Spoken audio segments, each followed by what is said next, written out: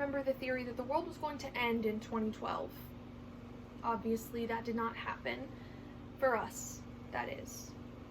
It was summer 2012 when 16-year-old Skylar Neese, the only child of Dave and Mary Neese, was living in Star City, Morgantown, and was brutally murdered. Skylar attended University High School with her best friend since second grade, Sheila Eddy, and their new friend, Rachel Shove.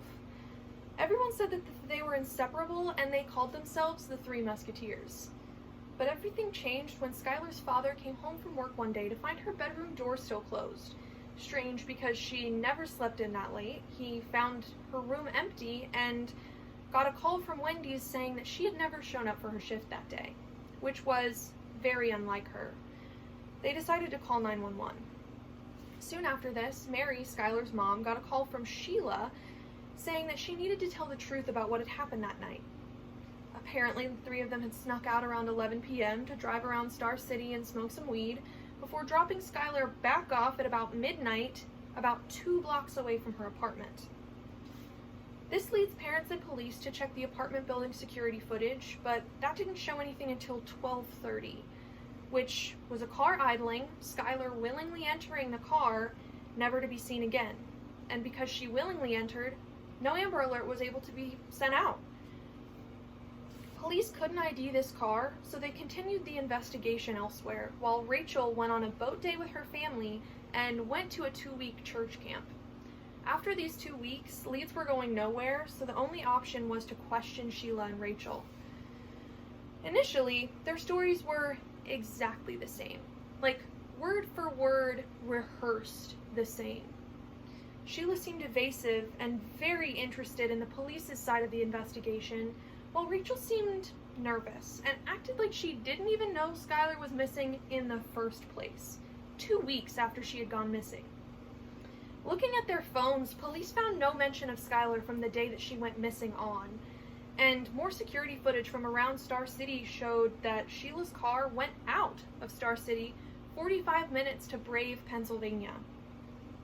Sheila said Skylar was already home by this point, but when asked about it, Rachel said that she just forgot that Skylar was there with her.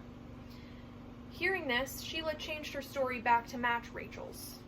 And more suspicious things to police were that Sheila failed her polygraph test, and on the way to take hers, Rachel jumped out of her father's moving vehicle.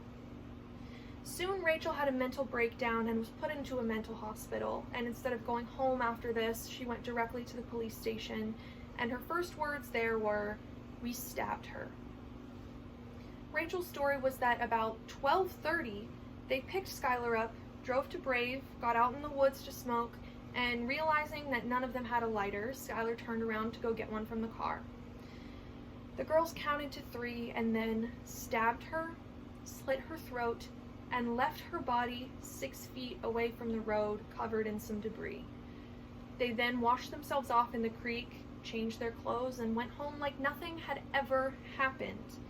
And since Rachel didn't have any of the evidence or weapons, she could only lead them to Skylar's body. When the body was found, police found that it lined up with Rachel's story, and Sheila was on social media being consoled by friends and family, while also posting some antagonizing things like, "We really did go on 3." Police searched Sheila's car and found blood spatter in the trunk that positively matched Skylar's blood. Rachel turned herself in, and Sheila was arrested in the parking lot of a Cracker Barrel.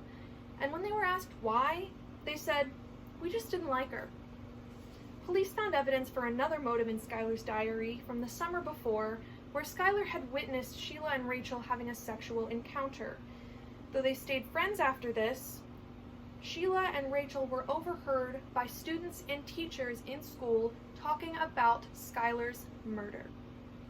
After June 2012, Skylar and Sheila went on a trip, and Sheila came back, decided it was time for Skylar to die. All of this was obviously a game to the girls, especially Sheila, and Sheila ended up with life in prison, while Rachel was sentenced to 30 years.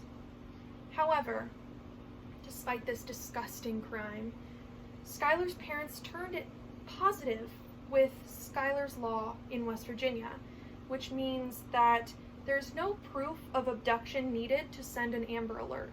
So that because Skylar willingly got into the car, there would still be an alert sent out for her, and maybe she would have been able to be found before something really bad had happened.